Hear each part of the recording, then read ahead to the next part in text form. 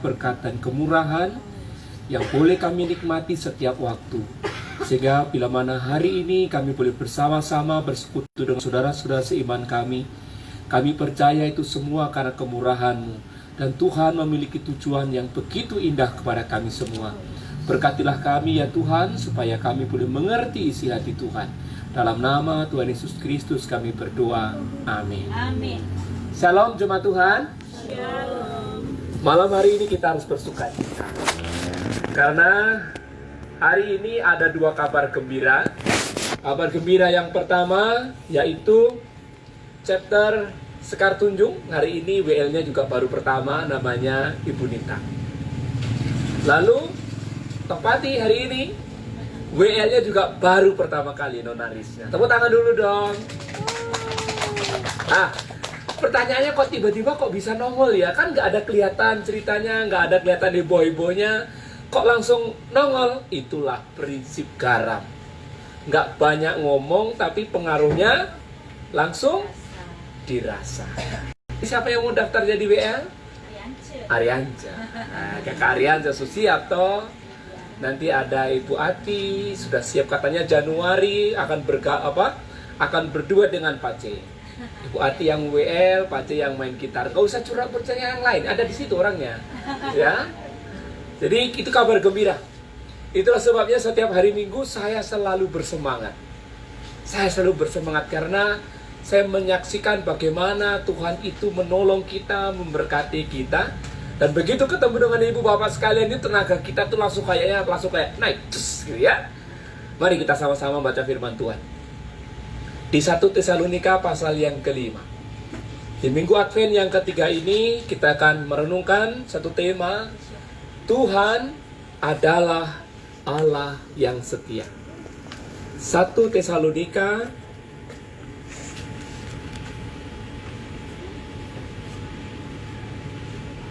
Satu Tesalonika 5 ayat 16 sampai dengan 24. Jadi kalau ada laron ya, puji Tuhan, bersyukur. Saya jadi ingat rumah saya jadinya kan.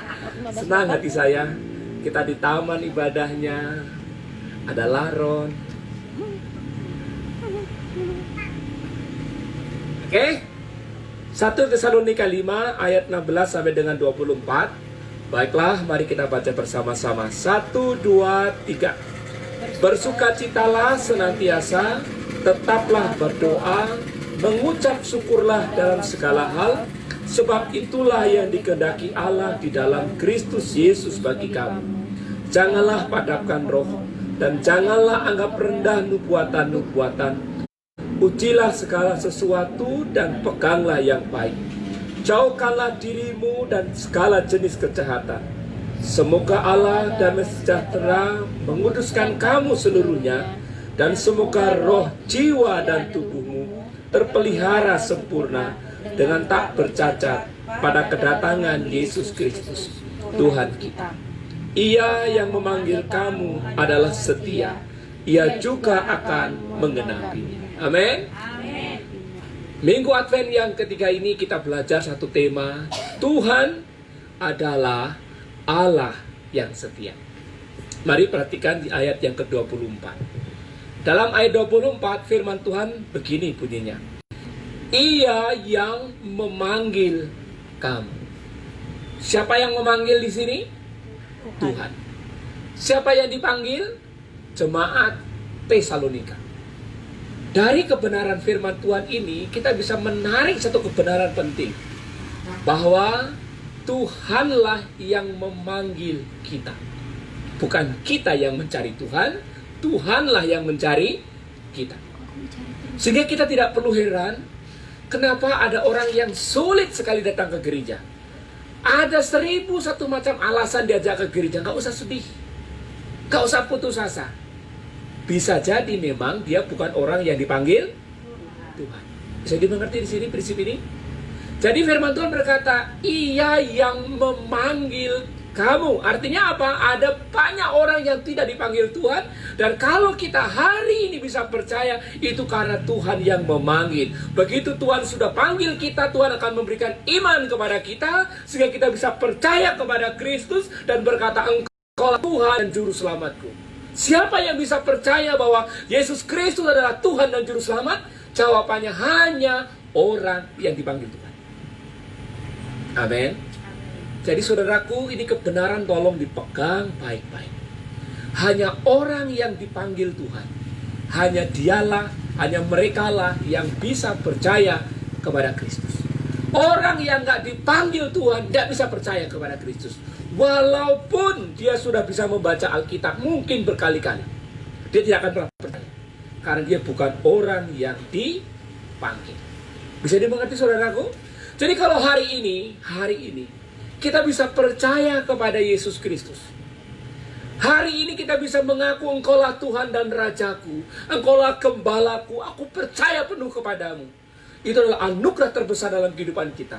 Karena bukan kita yang mengatakannya, tetapi Roh yang bekerja dalam kita, itulah yang mengatakannya. Amin. Nah saudaraku sekalian, mari kita lanjutkan. Ia yang memanggil, Dia yang memberikan iman kepada kita, Dia yang menarik kita ke dalam terangnya, itu disebutkan Dia adalah setia. Kata setia di sini ini memiliki arti dia itu adalah pribadi yang dapat dipercaya. Di tengah-tengah banyak orang yang tidak dapat dipercaya, di tengah-tengah banyak orang yang suka janji-janji palsu. Tahu janji-janji palsu? Suka tahu? Saya sering dapat PHP. Ke gereja ya? Iya, hari Minggu ke gereja. Iya, puji Tuhan ya. Ya tak doain ya. Iya, janji ya. Iya, ternyata tidak datang. Minggu depan Bapak Pendeta saya ke gereja. Hari ini nggak tahu tiba-tiba kok kok ada kerjaan. Ya sudah, didoakan. Pendetanya terus berdoakan setiap hari. Yang janji pun didoakan, jemaat juga didoakan. Minggu depan datang nggak? Nggak datang juga. Minta dilayani ke rumah, tetap dilayani ke rumah. Minggu depan datang lagi? Enggak juga, selalu ada cerita. Kalau digituin gimana hatinya? Sedih nggak? Sedih. Tapi kabar baiknya, walaupun banyak orang yang mengecewakan, banyak orang yang tidak bisa dipegang ngomongannya, ada satu pribadi yang maha kuasa namanya Yesus Kristus. Dia adalah pribadi yang dapat dipercaya. Itulah arti setia di sini. Setia di sini bukan hanya dapat dipercaya. Kata setia di sini juga bisa memiliki arti dapat diandalkan. Dapat di apa? Diandalkan. Artinya begitu kita punya masalah, begitu kita punya kesulitan, begitu kita menemui jalan buntu, kita tahu kepada siapa akan menemukan jalan keluar, akan menemukan jawabannya, yaitu Yesus Kristus. Pada waktu kita berkata, Tuhan Yesus tolong aku, maka di saat yang sama dia akan menunjukkan dirinya sebagai pribadi yang dapat diandalkan. Tidak pernah, tidak akan, dan tidak akan pernah mengecewakan kita. Amin. Kata setia di sini juga bisa memiliki makna pribadi yang loyal. Pribadi yang sekali ngomong, dia akan berjuang mati-matian untuk dapat menepati apa yang diomongkan. Itu namanya loyal. Jadi saudaraku sekalian yang dikasih oleh Tuhan, jadi ketika kita membaca ayat 24 ini, kita dibawa kepada satu pemahaman bahwa Tuhan yang kita sembah, Tuhan yang kita tinggikan di dalam nama Yesus Kristus adalah Tuhan yang setia. Tuhan yang selalu ada bagi kita, Tuhan yang tidak pernah menolak kita, Tuhan yang tidak akan pernah menyesal cintanya kepada kita, Tuhan yang tidak akan pernah berkata, aku tidak suka kamu lagi, tidak akan pernah itu. Apapun dosa kita, apapun pelanggaran kita, apapun cacat celah kita, apapun yang sudah pernah langkah kita buat, Tuhan akan tetap mencintai kita. Itu namanya Tuhan yang setia. Iblis akan berkata, dosamu banyak, kamu gak layak pergi ke gereja. Itu kata-kata iblis. Tapi kata Tuhan, tidak apa, aku tetap mencintai kamu, walaupun kamu berulang kali menyakiti aku. Karena apa? Aku adalah Allah yang setia. Sekali Tuhan mencintai kita, Tuhan tidak pernah akan meninggalkan kita. Sekali Tuhan berkata, engkau aku selamatkan, maka Tuhan tidak akan pernah berkata, aku menyesal menyelamatkan engkau. Pada waktu Tuhan memberikan iman kepada kita, di saat yang sama, iman itu sifatnya permanen, yang akan selalu ada bagi kita. Amin. Amin ya. Ya, mari kita perhatikan lanjutannya lagi. Jadi, Tuhan yang memanggil kita adalah Tuhan yang apa? Setia. Nah, Tuhan yang setia ini punya pekerjaan utama menurut ayat ini. Apa? Mari perhatikan. Alkitabnya terus dibuka ya, jangan ditutup atau lihat yang lain. Apalagi chatting-chatting yang lain. Ya, Ia yang memanggil kamu adalah setia. Lalu dikatakan apa? Ia juga akan menggenapinya. Saya punya pertanyaan. Pertanyaan pertama berdasarkan teks ini. Siapa yang berjanji? Tuhan atau manusia? Tuhan. Wah, Opung semangat sekali ya Opungnya. Siapa yang berjanji? Tuhan. Siapa yang berjuang menggenapi? Tuhan. Pegang ya kebenaran firman Tuhan ini ya. Siapa yang berjanji? Tuhan. Siapa yang berjuang menggenapi? Tuhan. Jadi itu kalau gitu tugas kita ngapain? Percaya. Oke? Tolong ulang lagi ya. Khotbah kita sederhana aja. Yang penting langsung kena di hati, ya. Pegang ya. Siapa yang berjanji? Tuhan. Tuhan yang bagaimana menurut ayat ini? Setia. Tuhan yang setia. Tuhan yang setia itu yang berjanji. Kepada siapa? Kepada kita yang dipanggil. Lalu, siapa yang akan menepati janjinya? Tuhan. Kalau gitu tugas kita ngapain? Percaya. Percaya. Colek kiri kanannya. Percaya. Ya. Ingat ya. Kata kuncinya itu. Percaya. Tapi percaya nggak boleh ngecek. Percaya. Lain ceritanya. Ya. Kalau Ibu Meli yang cerita gitu ya, sama serius gitu, saya akan ngomong percaya. Langsung Bu Meli gini, oh Bapak. Ngerti Bu Meli? Kalau saya sudah ngomong percaya dengan model kayak gitu, oh percaya. Bu Meli langsung tahu ini Bapak Gembala ini pasti nggak percaya cerita saya. Nggak boleh begitu percaya ngomongnya, percaya gitu loh ya. Apa? Percaya dengan penuh iman. Karena dia adalah Allah yang setia. Bukankah ini enak sekali?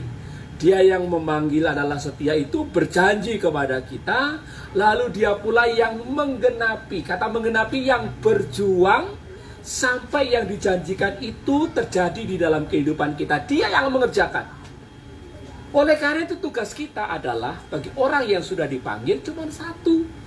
Percaya. Nah, apa bentuk percaya itu? Bentuk percaya kalau kita itu percaya kepada Tuhan yang setia itu, apa bentuk percaya kita kepada Tuhan yang akan berusaha menggenapi janjinya? Ada 3 bentuknya. Mari kita lihat ayat yang ke-16. Mari kita lihat ya. Ayat yang ke-16. Apa bentuk kita percaya kepada Tuhan? Yang pertama, bersukacita senantiasa. Nah, jadi bentuk percaya, aktivitas percaya itu ada 3B. B yang pertama apa? Bersuka cita. Di dalam apa? Senantiasa. Jadi kapan harus bersuka cita? Senantiasa. Waktu dapat untung? Senantiasa. Bersuka? Cita. Waktu rugi? Sukacita. Hah? Bersukacita. Kata firman Tuhan apa waktu rugi? Sukacita. Bersuka cita. Waktu dapat hal yang baik? Sukacita. Waktu dikerjain? Bersukacita. Nah. Saya ulang lagi pertanyaannya. Waktu usaha kita maju? Bersukacita. Amin? Amin. Waktu usaha kita macet? Bersukacita.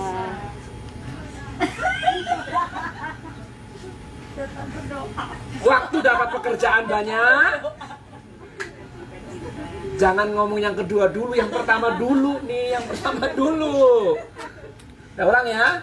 Waktu dapat pekerjaan banyak, proyek kita banyak, jawabannya? Bersukacita. Waktu nggak ada proyek? Bersukacita. Bersukacita.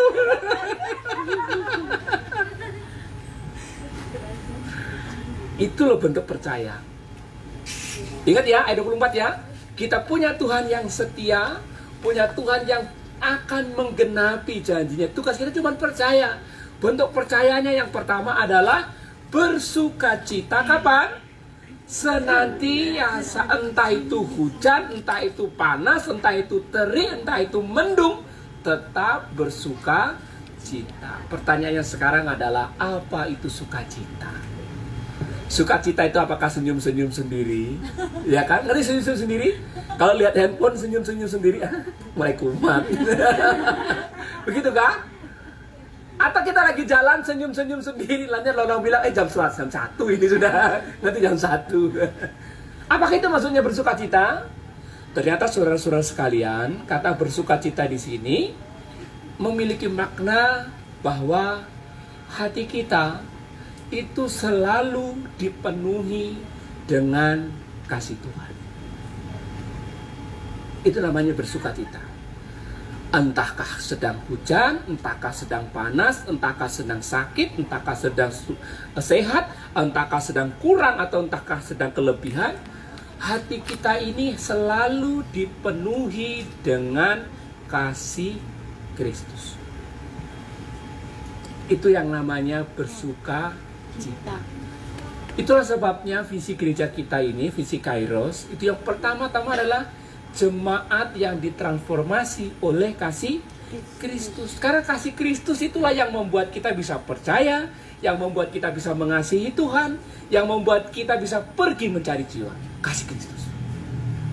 Jadi pada waktu kalimat berkata bersukacitalah senantiasa, artinya apa? Di dalam segala kondisi, di dalam segala situasi hidup yang kamu hadapi, ingat, engkau harus selalu dipenuhi dengan kasih Kristus. Loh, kenapa sih kok Rasul Paulus menekankan bagian ini? Karena pada waktu itu jemaat di Tesalonika itu sedang mengalami masalah yang sangat luar biasa. Masalahnya jemaat Tesalonika itu mengalami yang namanya penganiayaan. Jadi jemaat ini baru dirintis oleh Rasul Paulus, lalu ada penganiayaan dari orang-orang Yahudi. Jadi orang-orang Yahudi yang bertobat itu semakin hari semakin banyak. Orang-orang Yahudi yang tidak percaya kepada Yesus itu merasa terusik. Lah kok semua kepada banyak yang ikut kepada penginjil yang namanya Paulus ini, bahaya ini. Lalu mereka melakukan kekerasan. Itu kita bisa lihat di pasal yang kedua. Nah, akibatnya apa? Mereka teraniaya dan Paulus terpaksa harus mengungsi dari Tesalonika. Sehingga jemaat ini tinggal sendirian. Gembalanya diungsikan. Nanti akhirnya Paulus mengirim namanya Timotius untuk pergi ke sana melayani. Jadi tengah-tengah kondisi yang seperti itu, di tengah-tengah kondisi yang sulit, di tengah-tengah kondisi yang tidak baik, di tengah-tengah kondisi yang menekan, di tengah kondisi yang teraniaya itu, firman Tuhan datang kepada mereka dan berkata, bersukacitalah senantiasa. Artinya walaupun kau diperlakukan tidak baik, walaupun kau dianiaya, walaupun kepada kamu diperlakukan apa yang jahat, walaupun kepada kamu difitnahkan kepadamu yang jahat, kamu tidak boleh dendam, kamu tidak boleh punya kepahitan, tetapi biarlah kasih Kristus itu terus menguasai hidup. Itulah yang disebut bersukacitalah senantiasa. Kalau kita suka, kalau kasih Kristus itu menguasai kehidupan kita, maka apapun yang terjadi di dalam situasi kita tidak akan pernah mengaruh. Itulah yang disebut bahagia. Bahagia itu adalah bergantung kepada apa yang terjadi pada sekitar kita. Tapi sukacita itu bergantung ada soal hati kita yang dipenuhi oleh kasih Kristus.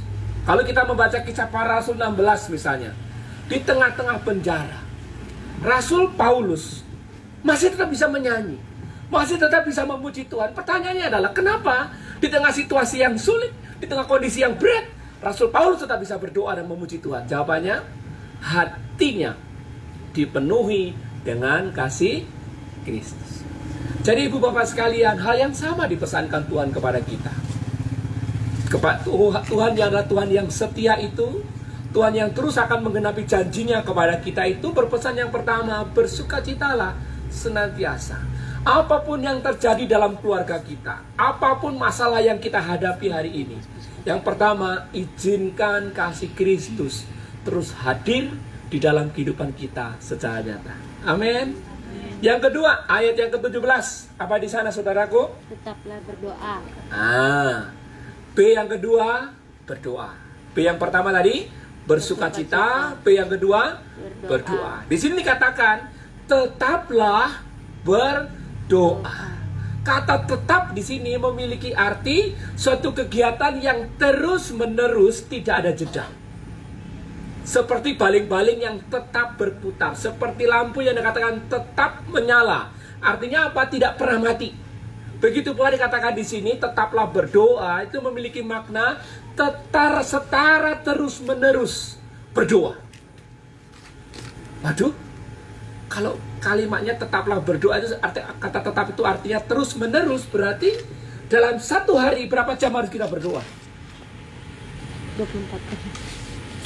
24 jam, betul? Kapan kerjanya?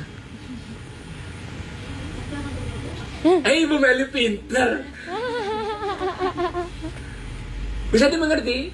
Jadi kata tetaplah berdoa itu bukan berbicara tentang durasi waktu yang kita gunakan secara duduk diam masuk ke kamar untuk mengambil percakapan pribadi dengan Tuhan.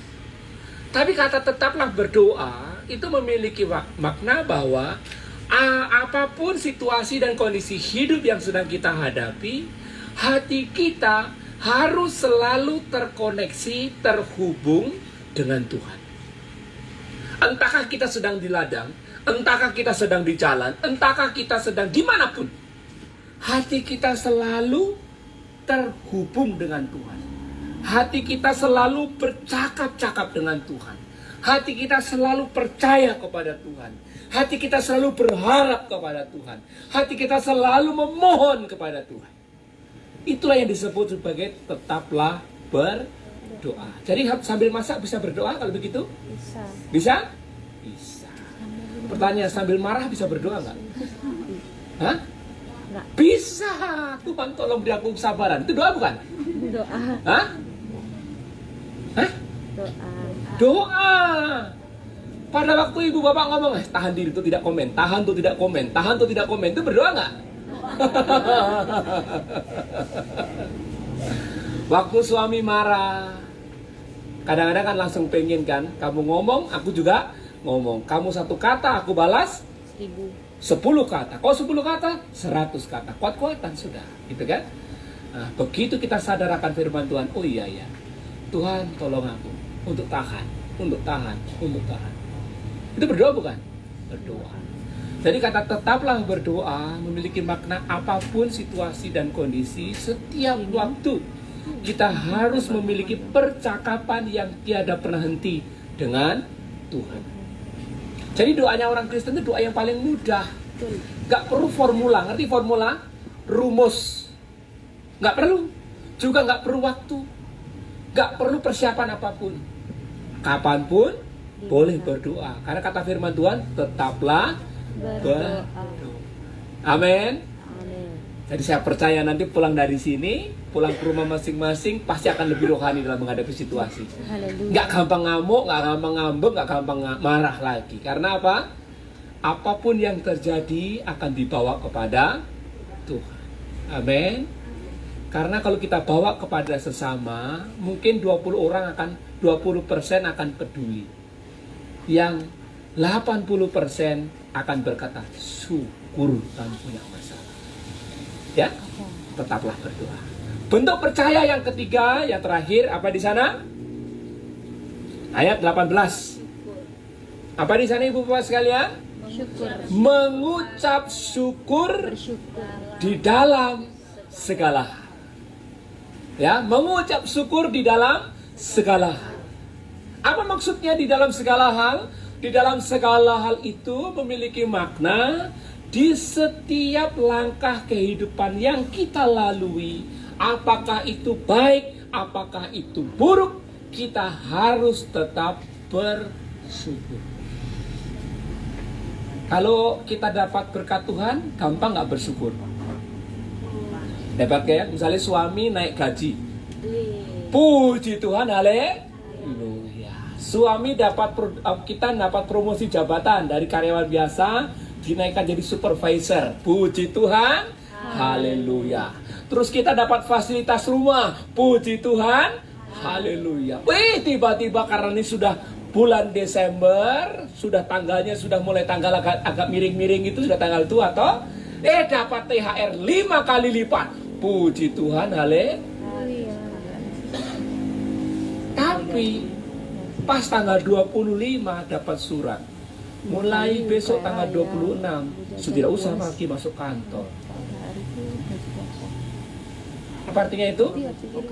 Di rumah. Nah, jawabannya puji Tuhan. Puji Tuhan.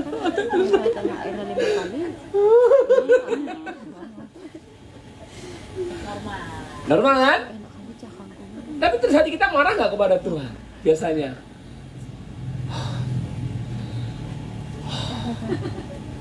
Sesek hati ini.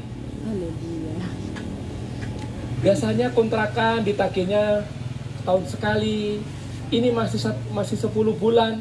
Sudah minta bayaran yang tahun berikutnya. Nyesek rasanya. Harus berkata puji Tuhan. Kan harus mengucap syukur. Kapan? Setiap saat Di dalam apa di sini? segala hal. Dalam segala hal. Bukan saya loh yang ngomong ya, firman Tuhan. Jadi nanti kalau ibu bapak ngeluh sama saya karena kondisi keadaan, saya akan kutip Alkitab ini. Kita buka Alkitab mana? 2 Timotius 5 ayat 18. Apa di situ? Mengucap syukurlah dalam segala hal. Saya kata, ayo bersyukur ya, bersyukur. Tapi nggak boleh dipotong. Dipotong tuh begini, syukur. Lain ya. Apalagi tambahin, syukurin, lain lagi ceritanya. Jadi bentuk percaya, aktivitas percaya yang ketiga adalah mengucap syukur dalam segala hal. Ketika saya mempelajari kata mengucap syukur di sini, ini kata ini memiliki makna bahwa kita percaya apapun yang terjadi di dalam kehidupan kita, apapun yang kita terima, yang pertama itu semua atas izin Tuhan. Jadi kata mengucap syukurlah senantiasa, kita memiliki makna adalah kita menerima apapun yang terjadi dalam kehidupan kita, entah baik ataupun buruk, itu terjadi atas izin Tuhan.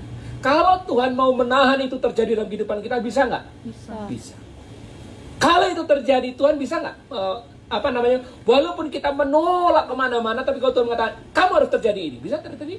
Tetap terjadi. Jadi kata mengucap syukur itu yang pertama, kita punya keyakinan bahwa apapun yang terjadi di dalam kehidupan kita, itu atas izin Tuhan. Yang kedua, apapun yang terjadi di dalam kehidupan kita itu didasarkan kepada rencana Tuhan yang baik.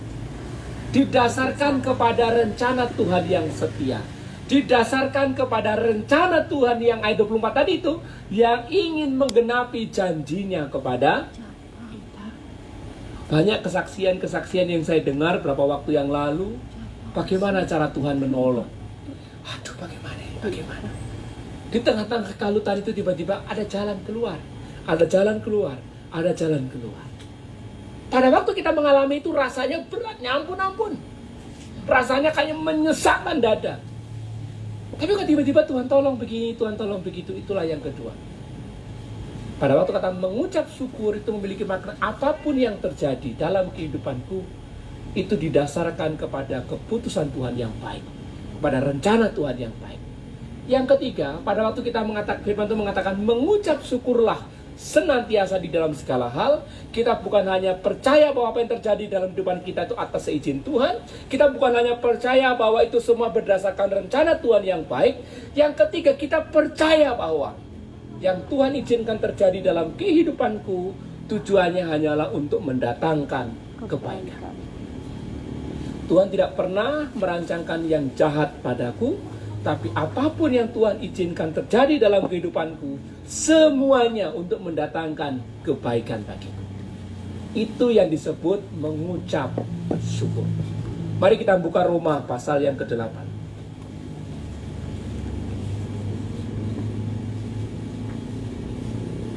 Roma pasal yang ke-8 ayat yang ke-29.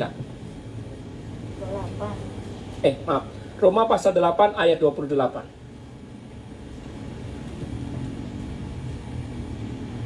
Roma pasal 8 ayat 28, firman Tuhan berkata, 1, 2, 3. Kita tahu sekarang bahwa Allah turut bekerja dalam segala sesuatu untuk mendatangkan kebaikan bagi mereka yang mengasihi Dia, yaitu bagi mereka yang terpanggil sesuai dengan rencana Allah. Ibu Bapak, saya punya dua pertanyaan berdasarkan Roma pasal yang ke-8 ayat 28. Bagi orang yang percaya kepada Tuhan Yesus, apakah ada satu peristiwa yang terjadi secara kebetulan? Ada nggak menurut Alkitab ini? Ada nggak? Tidak. Adakah peristiwa yang terjadi secara kebetulan dalam kehidupan kita? Yang tanpa disengaja? Menurut Roma pasal 8. Jawabannya? Ada nggak? Kebetulannya kita ketemu gitu kan ya? Bagi orang Kristen ada nggak kebetulan? Tidak ada ya, mari perhatikan. Allah turut bekerja dalam apa? Segala sesuatu. Termasuk apa yang kita maksud dengan kebetulan, Allah ada di sini. Amin. Percaya di sini? Jadi kalau hari ini kita ketemu dengan saudara-saudara seiman kita, ada nggak kebetulan? Tidak. Tuhan punya maksud. Pada waktu kita menghadapi situasi-situasi yang kita rasa buruk sekalipun, Tuhan ada di sana nggak? Ada. Hah? Ada. Ada. Kaget. Ada di sana. Tidak ada kebetulan, ada tangan Tuhan. Pertanyaan yang kedua. Ya, perhatikan di bagian firman Tuhan ini. Apa tujuan Tuhan terlibat di dalam kehidupan kita? Apa dalam bagian ini? Apa tujuan Tuhan terlibat di dalam segala sesuatu dalam kehidupan kita? Jawabannya? Mendatangkan kebaikan. Untuk mendatangkan kebaikan. Kiranya kita memegang bagian firman Tuhan ini. Inilah yang menjadi alasan kita mengucap syukur di dalam segala hal. Karena di dalam kehidupan yang kita jalani setiap hari, ada Tuhan yang setia itu, yang selalu bekerja, yang selalu berusaha untuk mendatangkan kebaikan. Yaitu apa maksudnya? Untuk membuat apa yang dijanjikannya itu terjadi dan dipenuhi dalam kehidupan kita. Oleh sebab itu di Minggu Advent yang ketiga ini, kita belajar satu tema. Tuhan adalah Allah yang setia. Dia akan selalu ada bagi kita. Dia akan selalu memegang tangan kita. Dia akan selalu hadir di dalam kehidupan kita. Tidak akan pernah meninggalkan kita. Ia akan selalu berusaha untuk memberikan yang terbaik seperti yang dijanjikannya.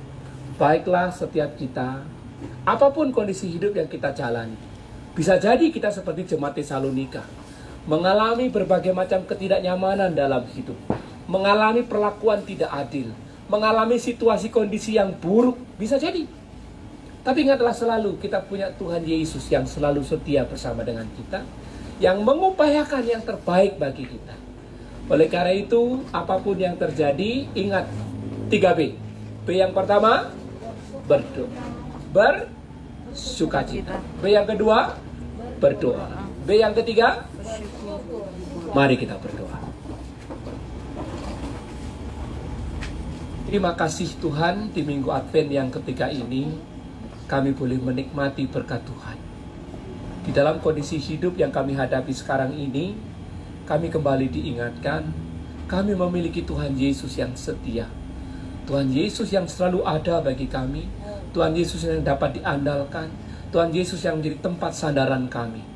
Dan Tuhan yang sama, Tuhan pula yang terus berjuang menggenapkan janji-janji Bapa itu dalam kehidupan kami.